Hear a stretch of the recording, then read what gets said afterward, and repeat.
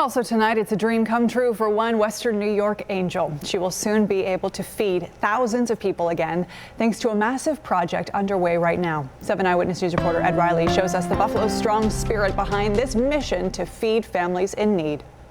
It's a dream come true, and it's unbelievable where God took me in my life. It is a new year with new hope, and no one is more excited about it than Sister Mary Jonas at the Response to Love Center in Buffalo, because construction is now in the final stage for a new COVID-compliant kitchen, food pantry, intake area, bathrooms, and dining room. The pandemic, for many of us, it's been quite a challenge. When the pandemic hit in March, the center was forced to close its dining room and food pantry to the public. Instead, people needing food must now wait outside. I don't want them under an awning, standing there in the cold, in the rain, in the snow. The center tried to make adjustments.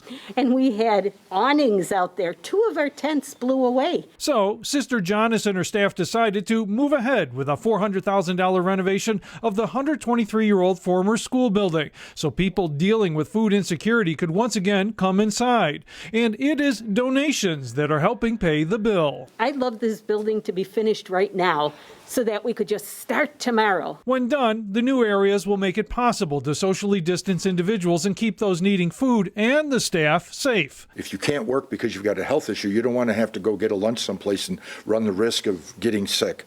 And that's what we're really trying to avoid at all costs. Sister Jonas became a nun at age 18, even though her father did not think she would last. He says, I don't know if you're going to stick it out there. You're a little wild and, you like to have a good time. You like clothes. But 55 years later, the Felicia nun is more committed than ever to helping feed the hungry, and she hopes the renovations will not only help the current generation, but many others to come. And we won't let it fall, because I know all who are on staff and the volunteers are very, very dedicated.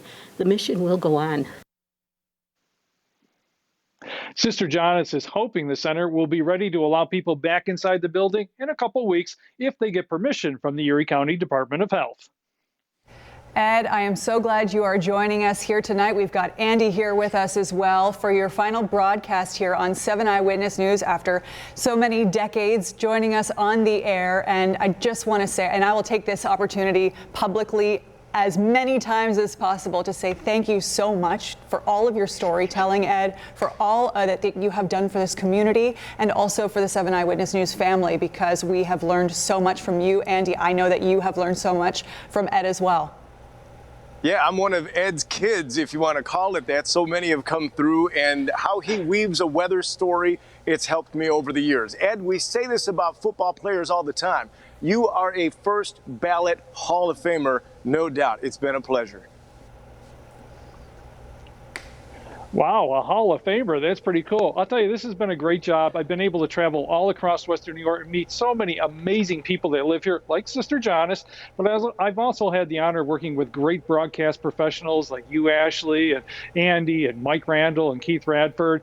But, it was time to spend more time with my wife. And as I told you at 5 o'clock, I met her when she was an intern at Channel 7 in 1980. They told me, take her out and show her what news is all about. Okay, so I did. We fell in love. We got married. We had 4 kids and now a grandchild. And we've been married 39 years.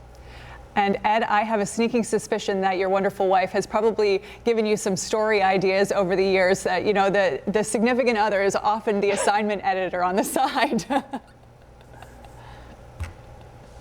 Absolutely, including this tree behind me, which is my wife's pride and joy. So that's why I used it as a backdrop. Oh, wonderful. Well, Ed, all the best to you in retirement. Congratulations. We love you. Andy, we will send it over to you now.